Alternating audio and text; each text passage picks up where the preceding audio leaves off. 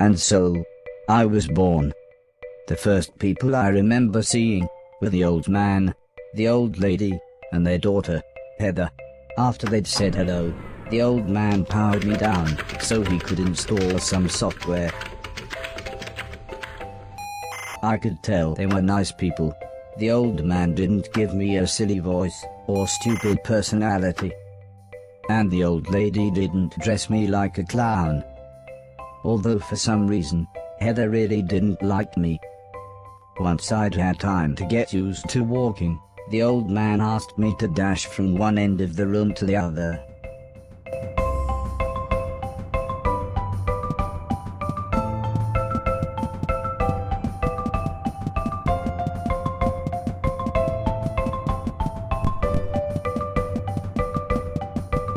Next, the old man spent a couple of hours building some wooden platforms. He said he wanted me to jump up them, but I must admit, I was scared. It wasn't until I saw Heather and her mother happily climbing up them that I decided it might be okay.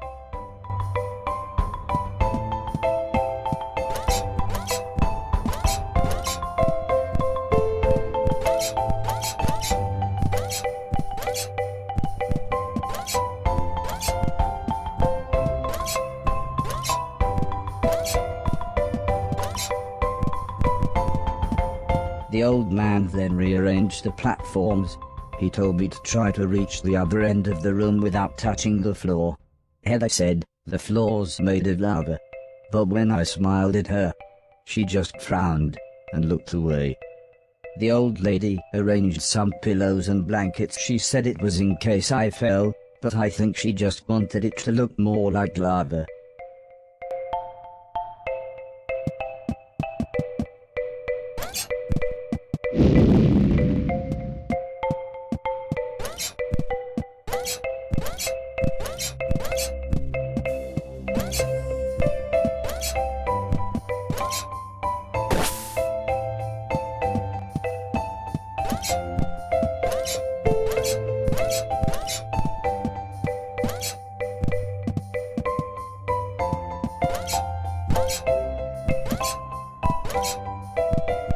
When I reached the other side, the old man just smiled and said, "That'll do, for now."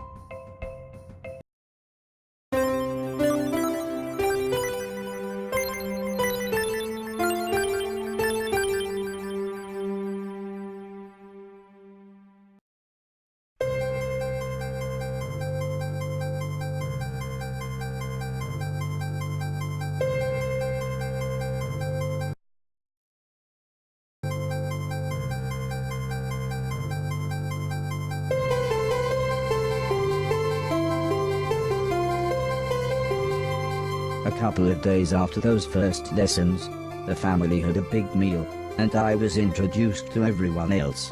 The professor was the old man's brother. He was very quiet, and always seemed to just kind of stare at me. He had lived with the old man for 5 years. The house was so huge they barely saw each other.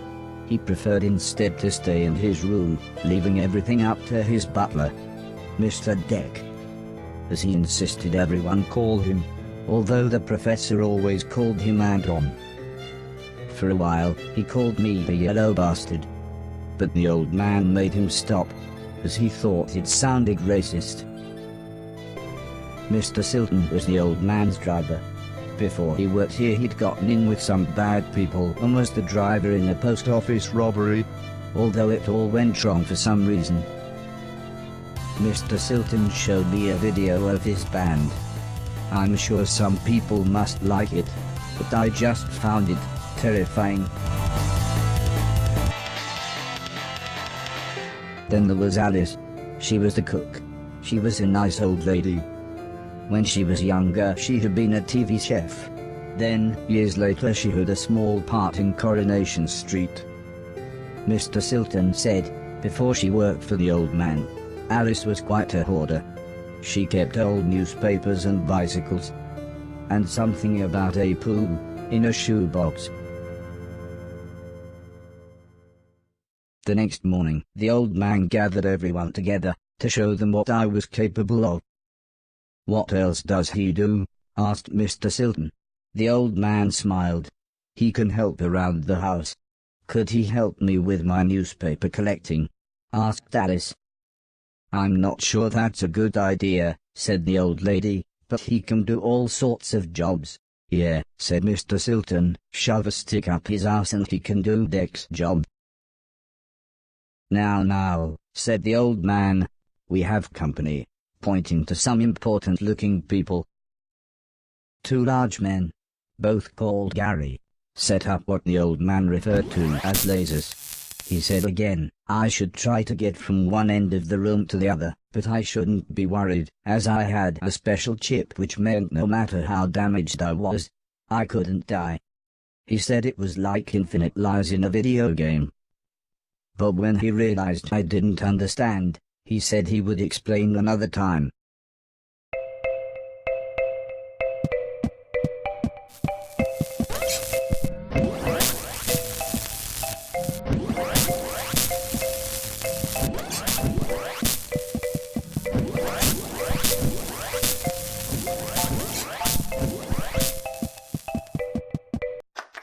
Everybody clapped, except the important-looking men.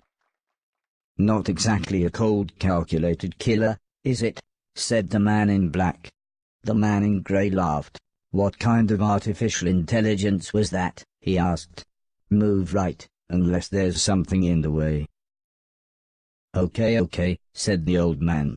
He turned to me and whispered, "They're going to make it quite a bit tougher, but I'm sure you'll be fine."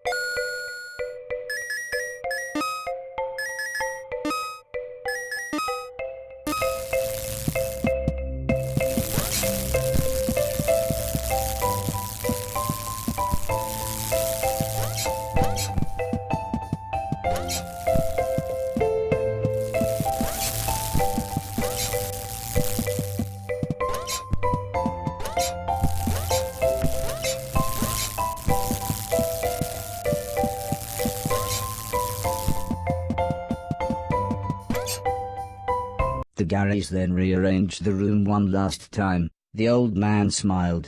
Now, there's no need to look so glum, he said. I'm still happy with everything you've done today. So this time, I was determined to do him proud.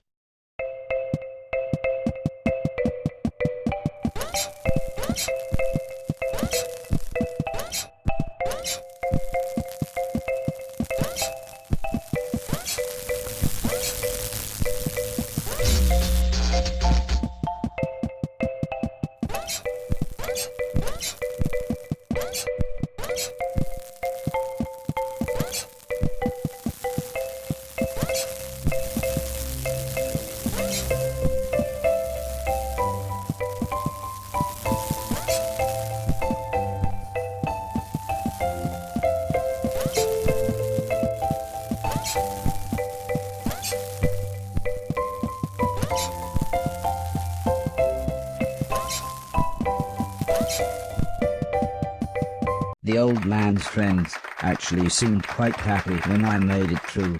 We might have a winner after all, said the man in black. It's no Killbot 3000, but you can almost see the fire in its eyes. A couple of days later, the old lady said she had a surprise for me, my own room. She also wanted to play me some music. I wasn't sure after what Mr. Silton had shown me.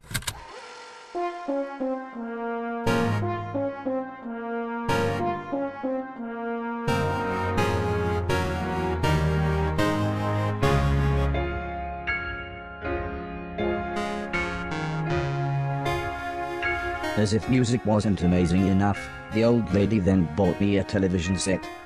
I couldn't believe what I saw. I watched everything I could.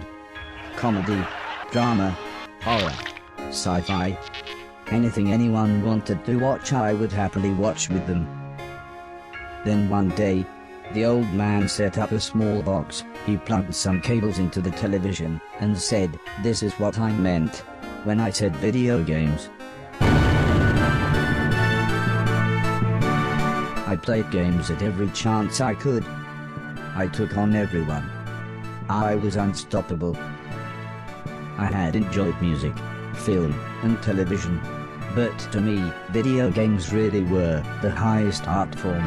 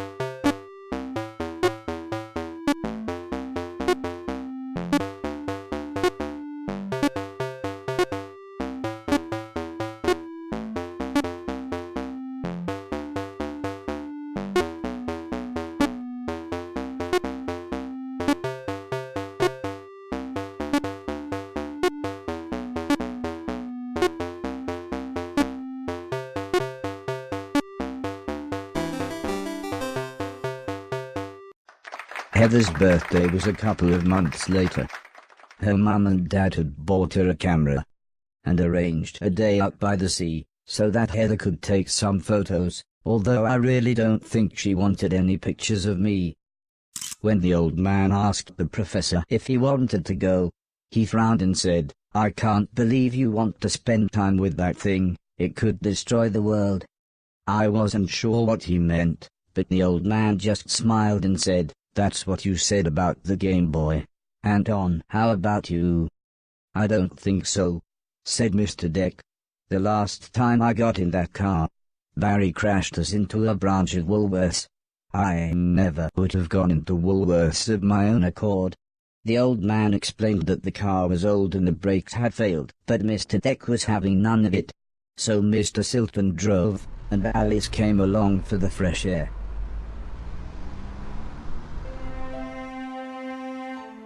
I enjoyed being outside, although the old lady kept telling me to be careful of the rickety old walkways. It felt like she was telling me off, but I think she was just concerned.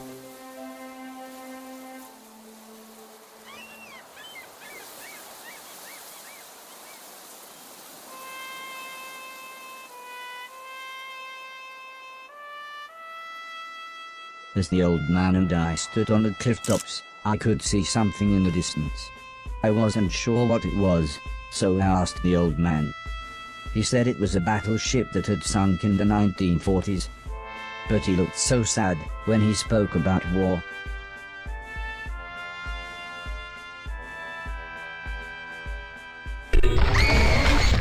I didn't see what happened, but the metal platform Heather was climbing on had collapsed. She was safe, even if the rocks she was on looked very dangerous. The tide was rising, and we didn't know how long the Coast Guard was going to be, so I offered to climb down and get her. The old man agreed, but said I should be careful, as Heather doesn't have infinite lives, like I do.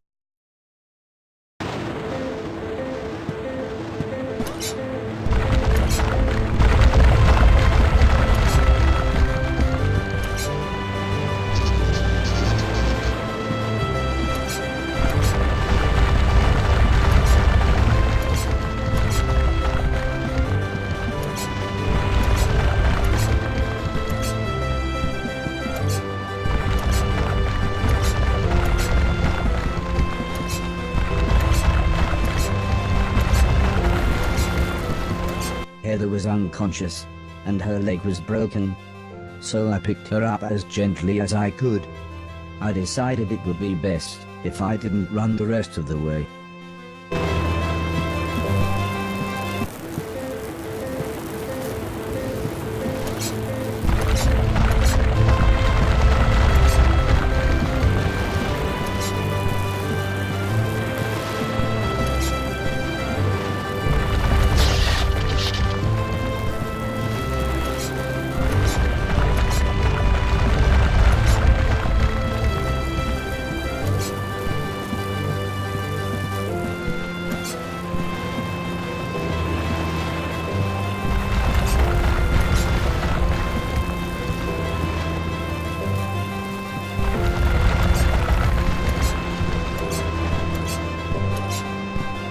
An ambulance had arrived by the time I had made it back to the cliff top.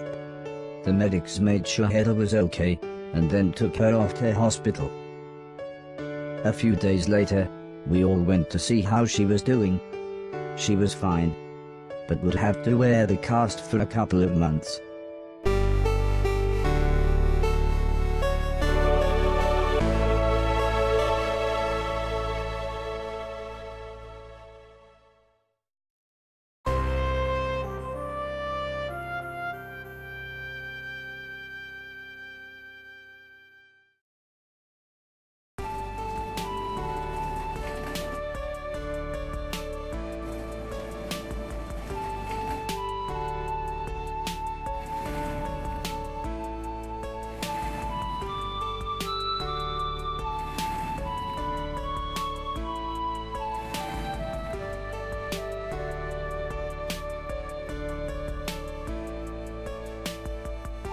Once Heather got to know me, we became good friends.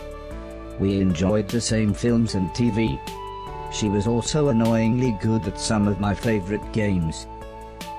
After a while, she became very interested in how I worked.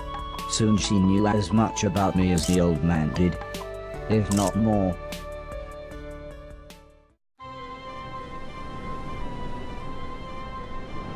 We spent the next couple of months visiting other countries, as when it came to teaching me things, the old man always liked to pick interesting locations. He had explained the basics of mathematics to me at the Great Pyramid of Egypt. Taught me history in the dead of night, surrounded by mysterious giant stones. And even showed me science in action high up in a hot air balloon. This is why I was surprised when the old man took me to a restaurant. It was nice, but it seemed very somber compared to the previous grand locations. He said he just wanted to chat, and this was nice and quiet.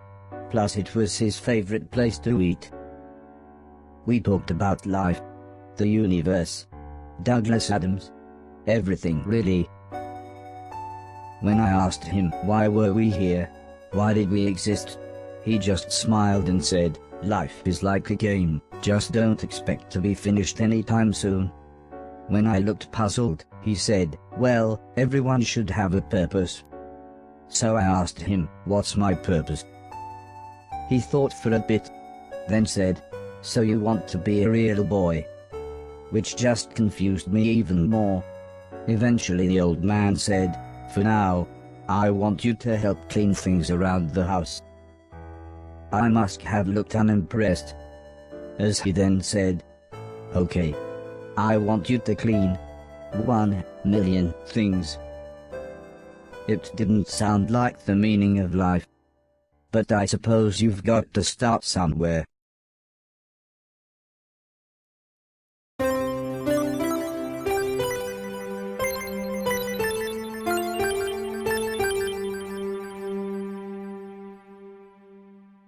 The next day, the old man said he wanted to install some more software, so he powered me down.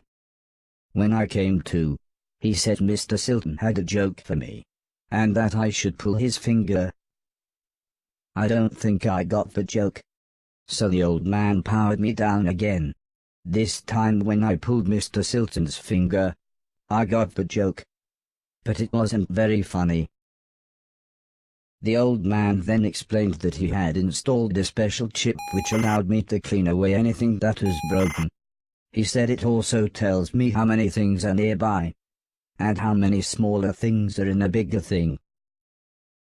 It all sounded very complicated, but he said all I really had to do was pause, and it would bring up all the information I needed.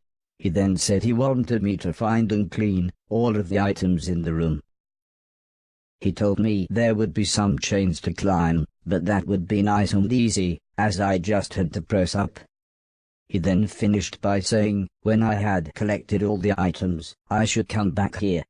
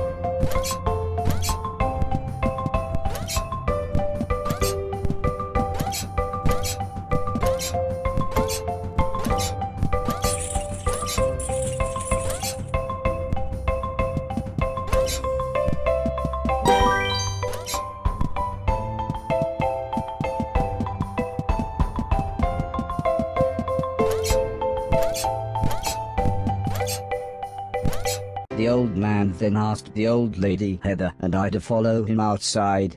I was happy too, as it was a lovely hot day.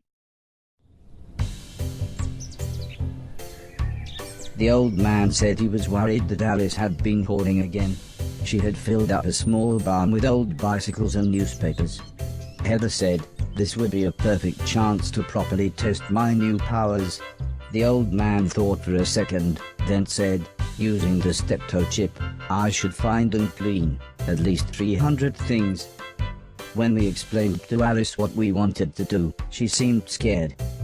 But after the old lady kindly explained that, well, the barn was starting to smell, she said it would be okay.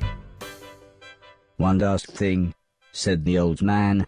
If you want to use a door, just push up.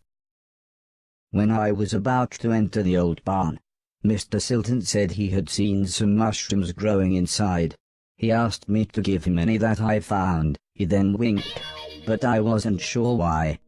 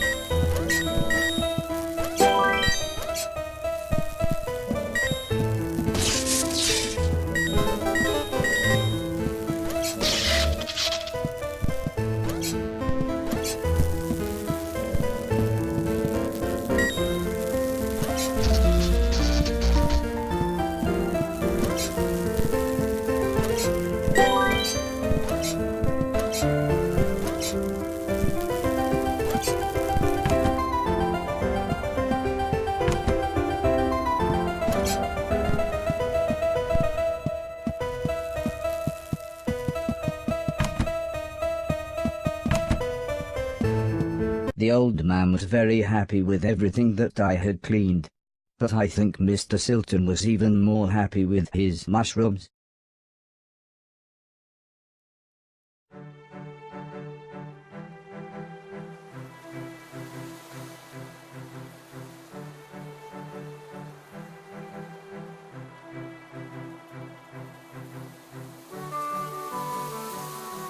It wasn't the days getting shorter, or the evenings getting colder.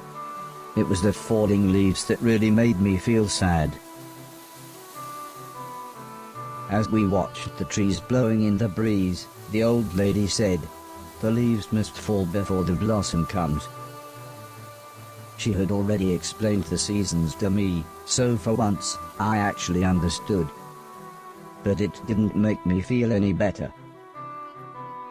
The old lady obviously had enough of my moping, and said, "Right, next week we're going to have a party." For some reason she insisted that we were all going to wear costumes.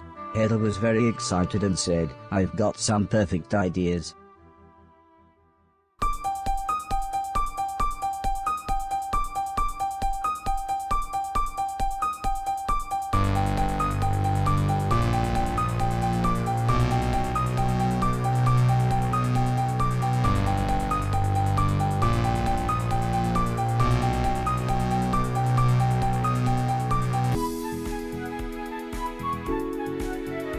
It was terrifying. Everyone was dressed like someone else.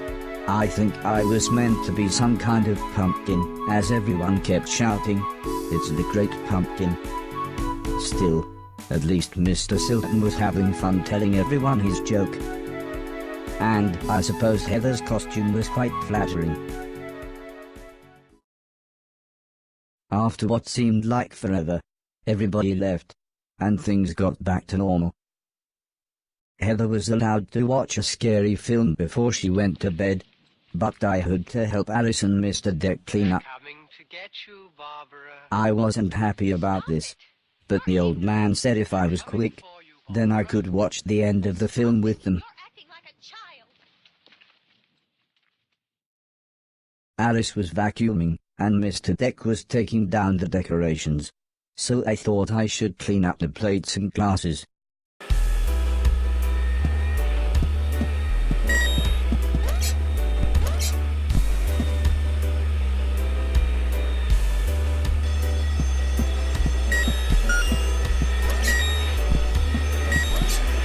The ear-splitting sound was the fire alarm.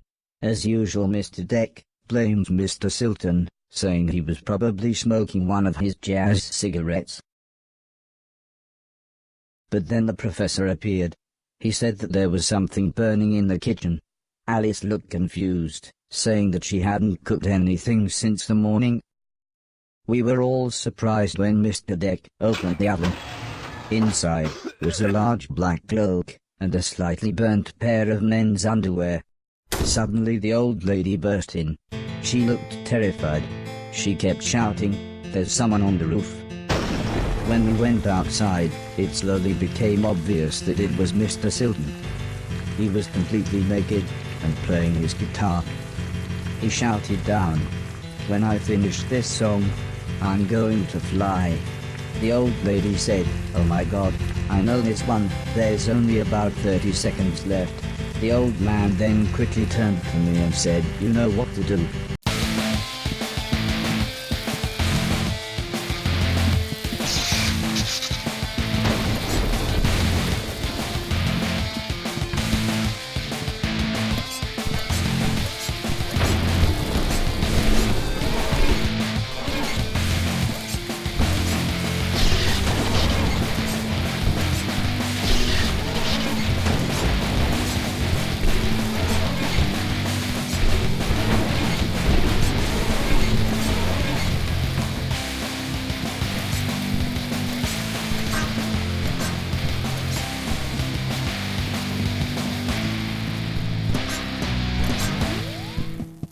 By the time I had made it up to the roof, Mr. Silton was beside the edge. I tried to calm him down, but he was acting even more bizarre than usual.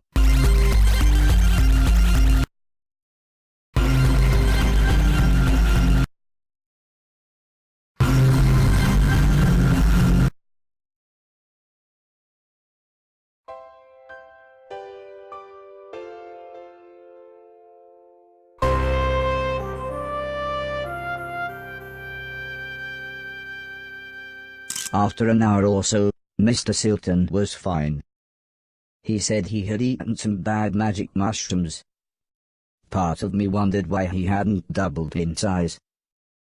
Still, he was soon laughing and joking with the paramedics. One of them said he looked like the world's worst clown. I don't think Mr. Silton liked that. So he told his own joke. But that just made the other paramedic call him Marshmallow Marceau. I don't think he liked that either. But at least he was still in one piece.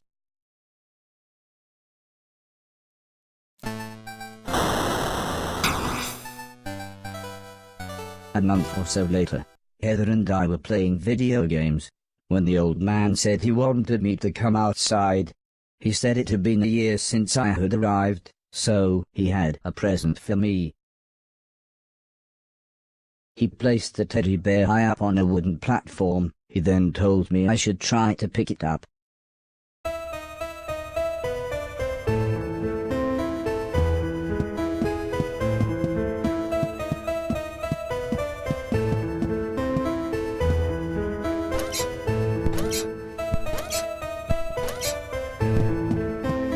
Try as I might, I couldn't reach the teddy bear. However, I still don't understand what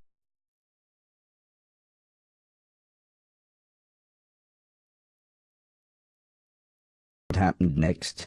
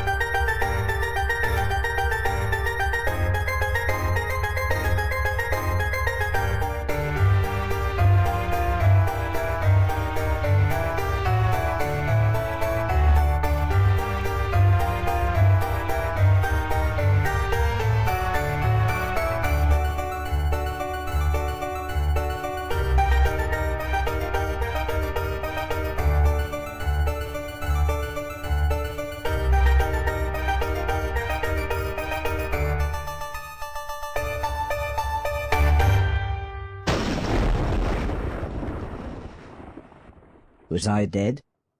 Was this heaven? It sort of looked like the basement bathroom.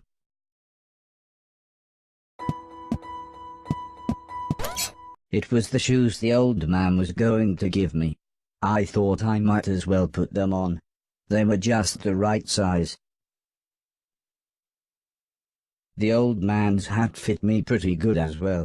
I'm sure he wouldn't mind if I wore it. Amazingly, the shoes allowed me to defy gravity. Or maybe it was the hat.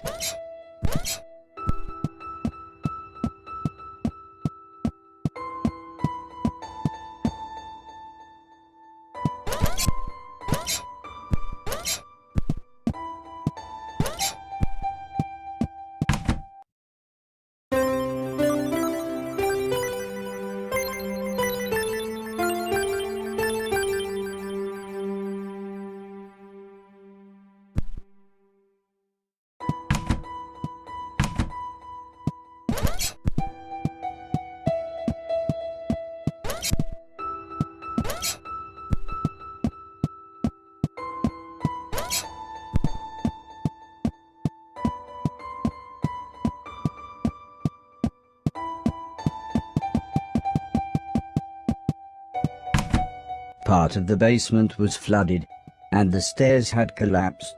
I didn't know what was going on, but I knew I wanted to get back upstairs.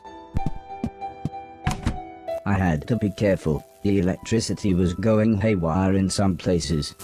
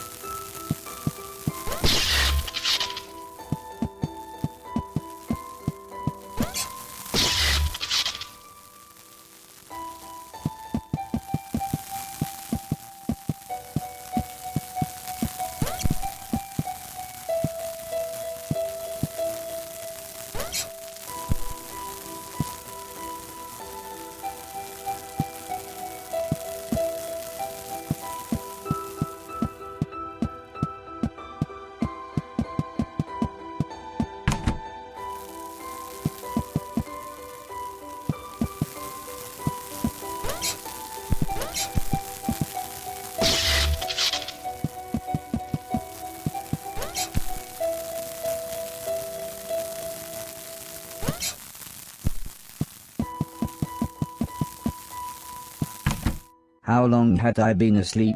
Months? Years? I was so confused. Where had everybody gone?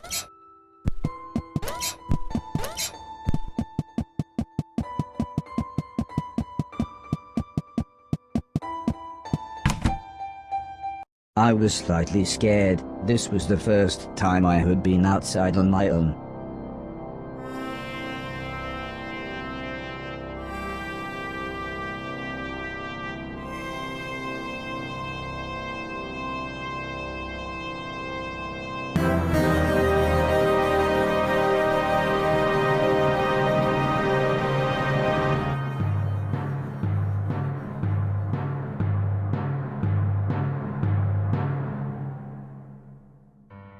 I knew what I had to do. This had to be my purpose. I would clean a million things, so I could become a real boy. Whatever that meant.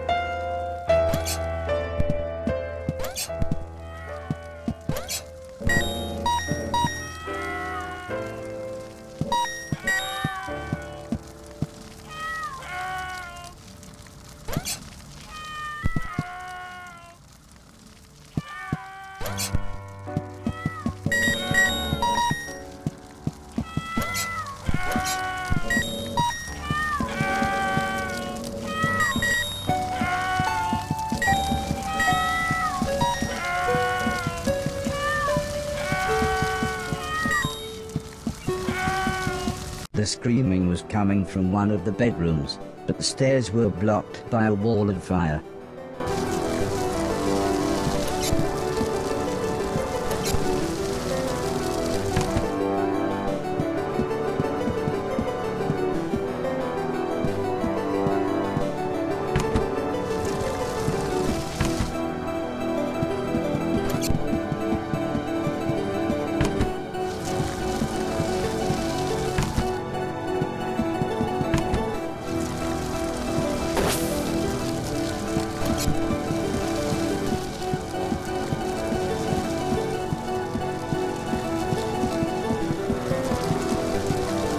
People screaming turned out to be a man, a woman, and their children. They were confused and terrified. At first the man looked like he was ready to fight me, but after I convinced them that I was there to help, he calmed down. There was no way I could carry them all at once, so the children went first.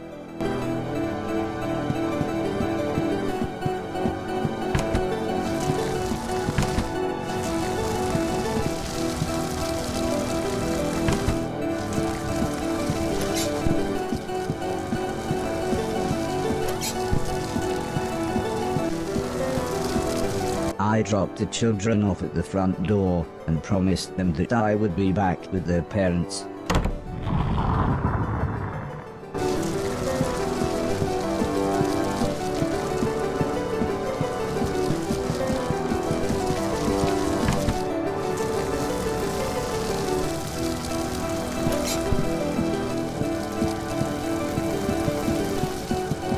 The fire was getting much worse, so the woman went next.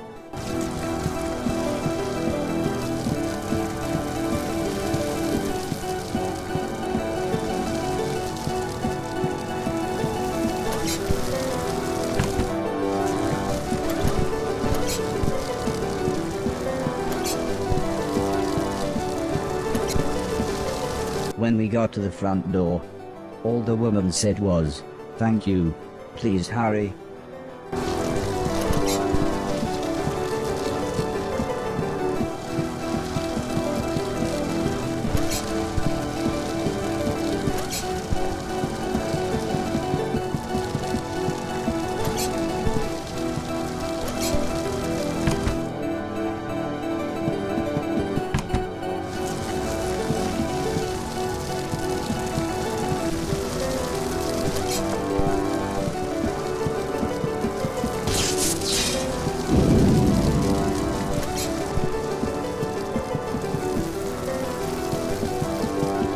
By the time I managed to get back, the man was unconscious.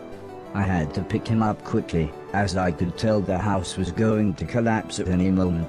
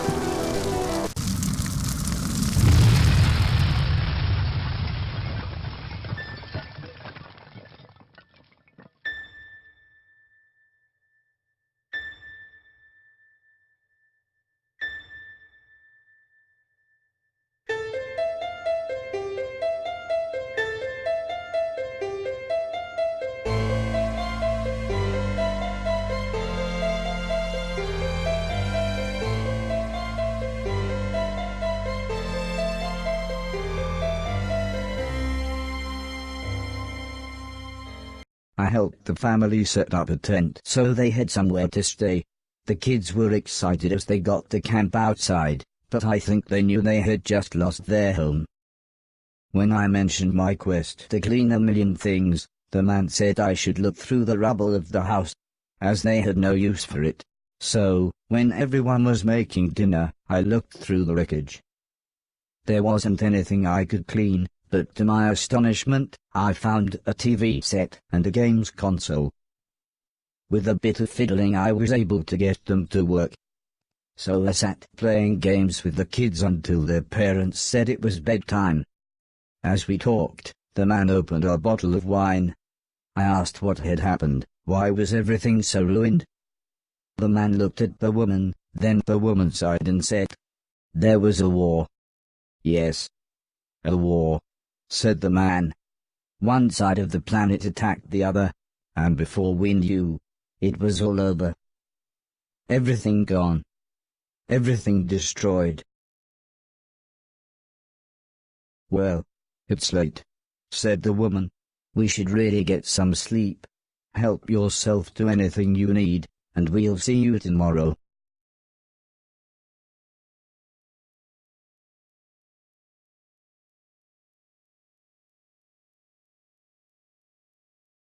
In the morning, I asked the man if he knew what had caused the fire that had destroyed their house.